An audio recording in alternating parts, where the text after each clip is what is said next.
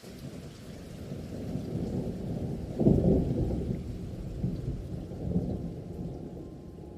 លៀងប្រៀបដូចជាភាពដែលយើងឯកោ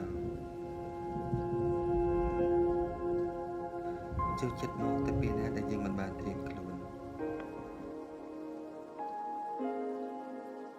ទម្រាំតែដឹងតែភ្លៀងធ្លាក់ខ្លួនយើងក៏ទៅទឹកជោកបាត់ទៅហើយទម្រាំតែដឹងថានឹកគេខ្លួនយើងក៏ឯការួចបាត់ទៅហើយ